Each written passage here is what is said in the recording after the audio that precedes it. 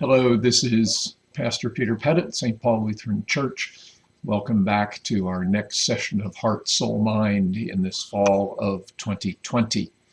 We are studying Glenn Paauw's book, Saving the Bible from Ourselves, and this week we'll be looking at chapters 1 and 2, where Paauw suggests that we have a very complicated Bible and recommends that we move from there to a more elegant Bible.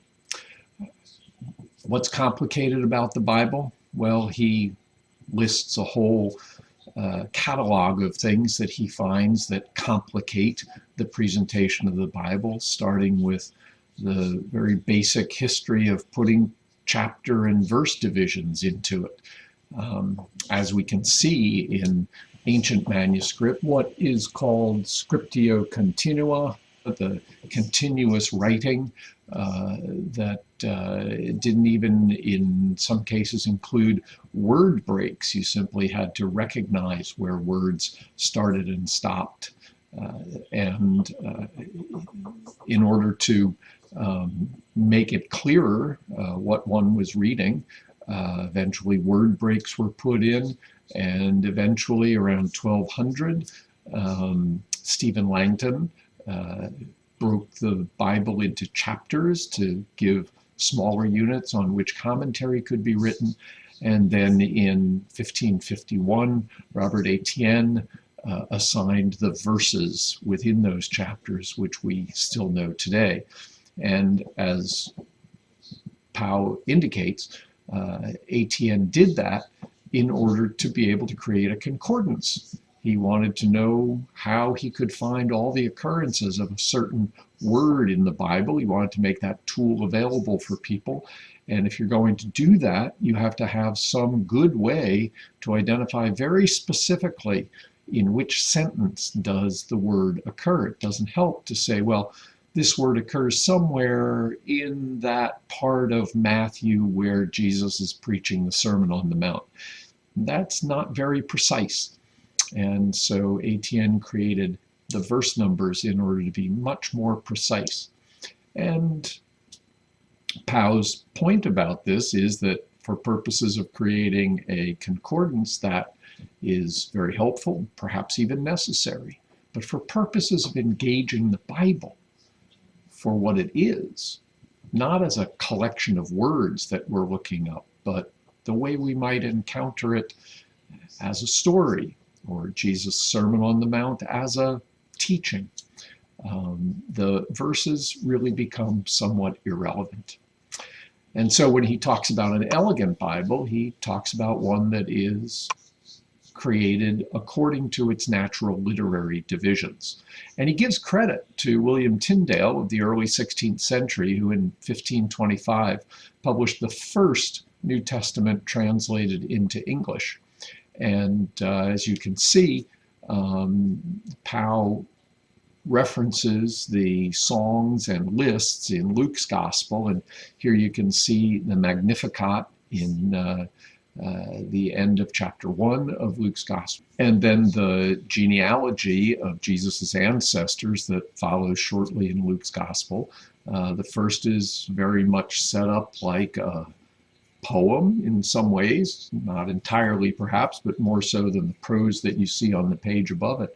And the second was very clearly a list with a very formulaic kind of language. This actually comes from an 1836 publication of Tyndale's New Testament. So it's not the original edition, but it does reflect some of that simplicity and respect for the literary form that Paauw talks about in Tyndale's Bible. You can also see here the same chapter of Matthew 19 that Paauw produces on page 47 in what he calls his elegant Bible. You can see here in Tyndale's Bible, similarly, no verse numbers, nothing beyond a chapter heading, and set up very much in the same kind of story format. We have to note that it's not only the Christian Bible that became complicated. At about the same time in the early 16th century, when Etienne was putting verses into the Bible. When Tyndale was creating his Bible, someone named Bamberg in Europe was printing the first great rabbinic Bible for the Jewish community.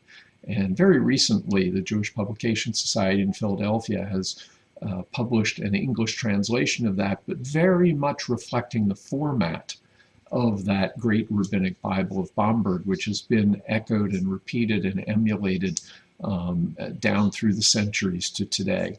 And as you can see on this page, the actual Hebrew text of the Bible, you can see in that small block in the middle of the page, right near the top. That's all the actual Bible text that's on this page. Everything around it is commentary by the great commentators of the Jewish tradition from the 11th century through to the late Middle Ages and the early modern period.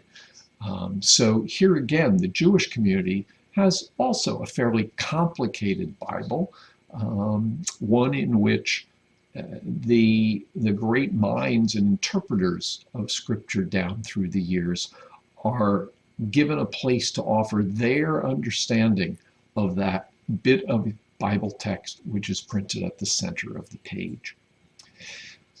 Now, one of the things we might think about is how we would choose to lay out a biblical text that reflects its form. This is about being, as Paauw calls us, creational monotheists. That is, we care about the creation. We care about the forms of things that have come into the world in a particular way. And a poem is not the same as a list, is not the same as a history, is not the same as a dialogue. So what kind of form would we give to something? Well, on the handout, which accompanies this video, I've provided you with a straight through printing of the famous 23rd Psalm, in this case in the New English Bible translation.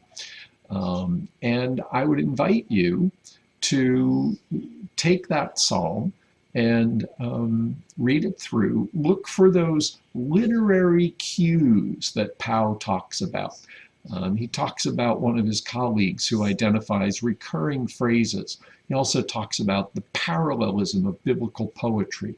What kinds of literary cues would suggest to you how this poem of Psalm 23 should be laid out? Put your hand to it. Take a blank piece of paper. Try to copy it out with indentation or spacing, but even between certain parts of the poem. How would you lay this out on a page in order to convey the content of the psalm as effectively and as powerfully as possible? We can take a look at those when we gather to talk.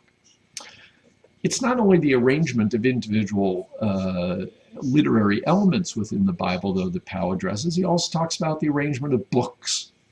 And just to elaborate on one of his examples a little bit, the Jewish Bible, what comes into Christianity as our Old Testament, the Jewish Bible is organized in three parts: the Torah, the prophets, and the writings.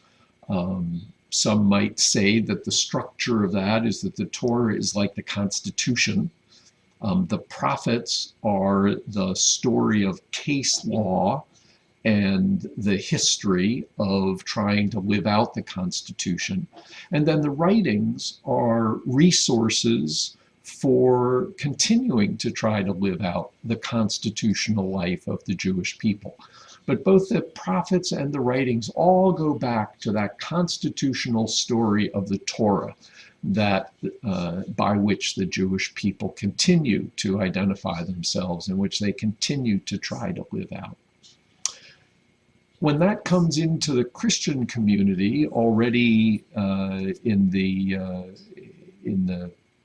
early centuries in a Greek format, the books get rearranged. And so rather than 3 sections, the Christian Bible has always been understood as having 4 sections. There is the Pentateuch, the Torah, that original story of Israel coming into existence. And then it moves into a block that is strictly historical, And actually some of the books in the writings get pulled in to the historical section. So things like Ruth and Chronicles, which are in the writings for the Jews, they become part of the history for the Christian Old Testament. Then there are the poetical books, Psalms, Proverbs, Ecclesiastes. Again, most of these are in the writings in the Jewish Bible, but they get separated out because of their poetical form in the Christian Bible. And then finally, the Christian Old Testament ends with the prophets, the three great prophets, Isaiah, Jeremiah, Ezekiel, and then the 12 minor prophets, as they're called. Minor only because they're so much shorter. The 12 of them could all be written on one scroll, where each of the three larger prophets, Isaiah, Jeremiah, Ezekiel, needed a scroll unto itself.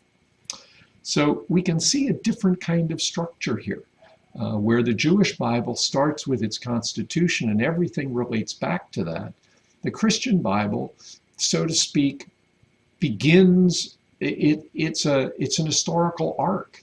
It begins with creation and it moves through the history of Israel, and it picks up some of those poetical writings of Israel. But then finally it ends with the prophets, and the prophets specifically point forward to that which God has promised.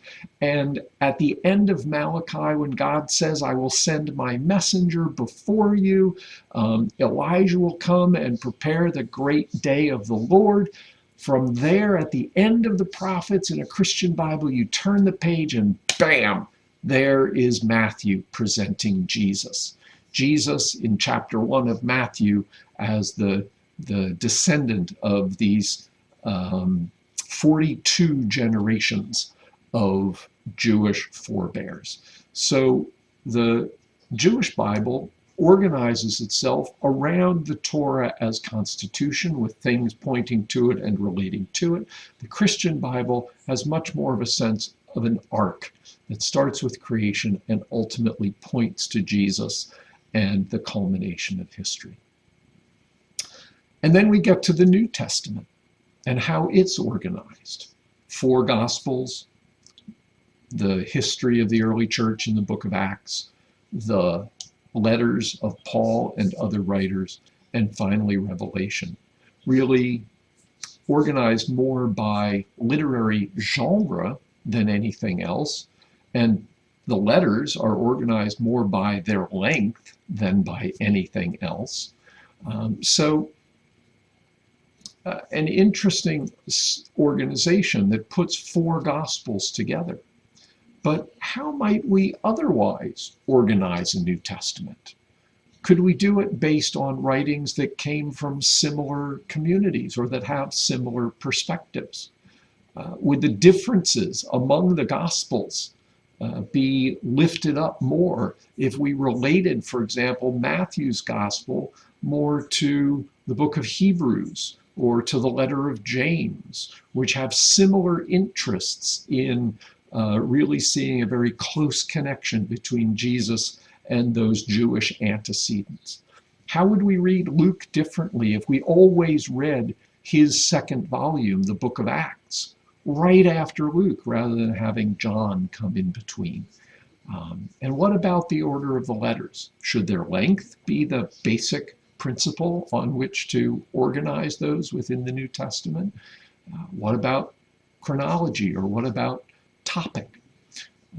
Again, on the handout, I've listed the 27 books of the New Testament in one list in roughly chronological order, in another list in alphabetical order, and would invite you to consider how might you organize a New Testament in order to convey what it is that the New Testament contains. This is really what Paauw is asking about, is how do we, both in the organization of the books, but also within the presentation of individual books and their literary units, how do we present a Bible that isn't complicated, but that is elegant and does an effective, one might even say somewhat more efficient job of conveying what it is. You'll find on the handout a couple of questions that I'll suggest that we open up with in our discussion this week. And I hope maybe these two little exercises of laying out Psalm 23 and thinking about the order of the New Testament books can be a fun way for you to prepare as well. Very much look forward to being with you this week. Thanks very much, and God bless.